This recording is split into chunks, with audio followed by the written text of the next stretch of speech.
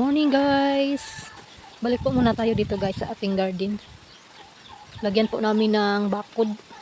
Tumubo na po yung tinanim natin na ano, wala ang tawag doon. Kangkong at saka yung sitaw. Bakura na lang namin guys kasi minsan yun makawala po yung aming mga manok. Para hindi makalaykay. Sayang yung ano natin. Pagod. Maaga kami ngayon guys kasi punta ako ngayon sa eskwelahan. Recollection po nila ngayon ni Ann. Kailangan samahan ng magulang. Kaya ano ko si Alan na maaga naming lagyan ng bakod.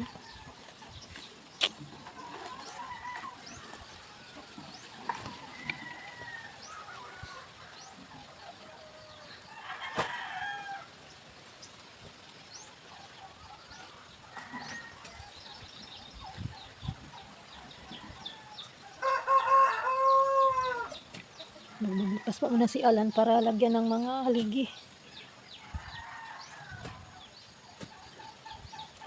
Okay, so tumubo na po yung ating mga kangkong. Ikat si Kibol.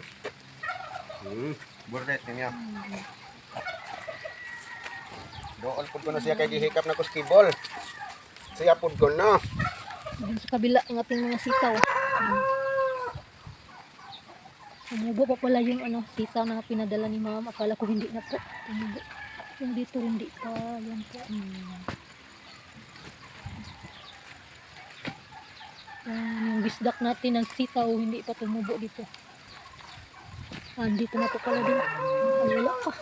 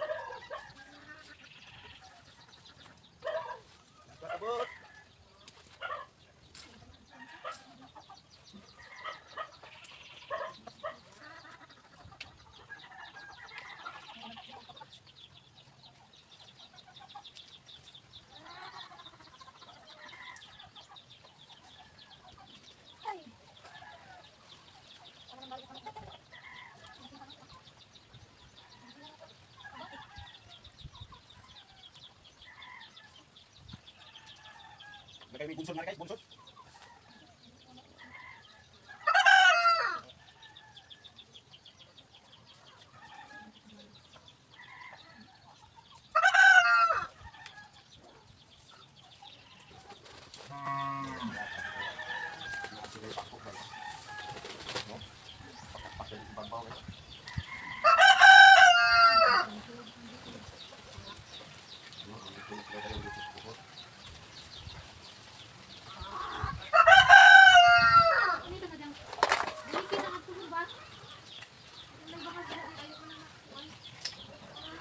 Ini kamu dirapon.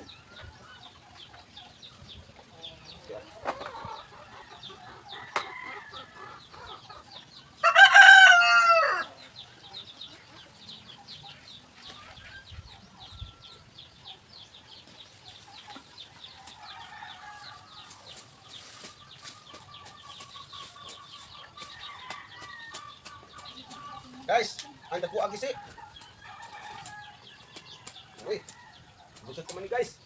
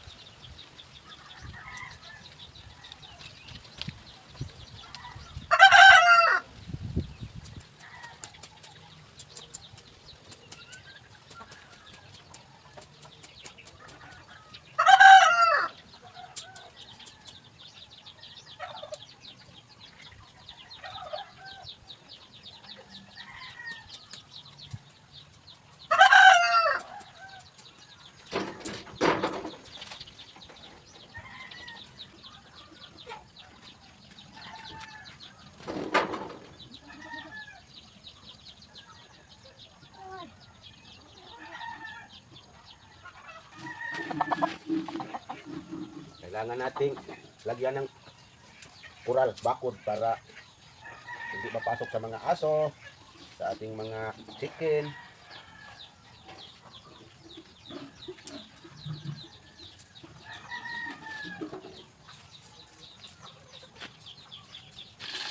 Magluto pa tayo guys ng ready to cook fried chicken. Ang ulam natin sa agahan. Madali na po tayo guys kasi alas 7 na po siguro ngayon.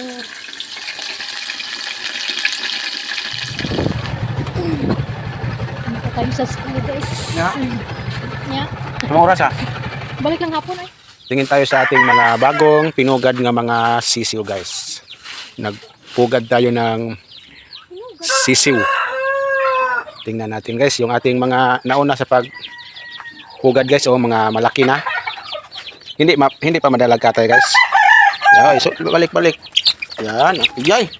Ang labas. Ito po mga malaki na po yung iba guys. At dito sa kabila,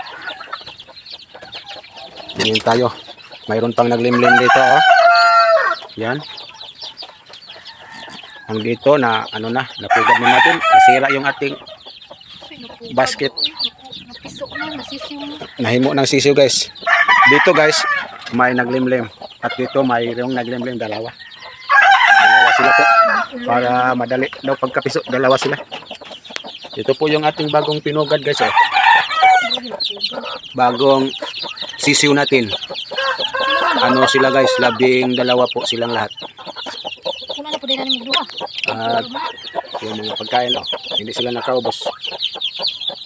Meron tayong ikulong dito nga isa. Nay nakabuhi. Gamay. Kain ron. Ang ating nag-iisang pabo.